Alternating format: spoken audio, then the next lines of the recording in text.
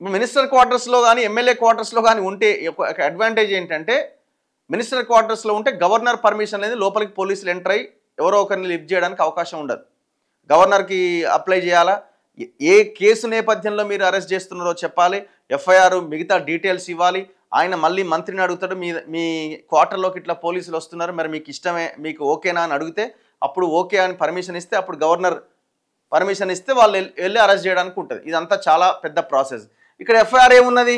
FIR ఏం లేదు, gun అన్నారు. ఏది? డక్కన్ సిమెంట్ సంబంధించి బెదిరించిండు అది ఇదని అన్నారు. అందరూ సరెండర్ అయిపోయినారు. ఎందుకంటే ఆ టోటల్ కేసు అనేది ఫాల్స్ కేసు. ఇది గన్ను లేదేం లేదు. మొత్తం ఇది రోహిన్ రెడ్డి, సుమంత్ అండ్ దక్కన్ సిమెంట్ వాళ్ళు కలిసి కూర్చొని మాట్లాడారు. అక్కడ రోహిన్ రెడ్డి ఉన్నాడు, రోహిన్ రెడ్డిని ముఖ్యమంత్రిని పంపించిందని కొండా సుష్మిత ఎవరైతే కొండా సురేఖ కూతురు చెప్పిందో అంత సల్లగా అయిపోయారు.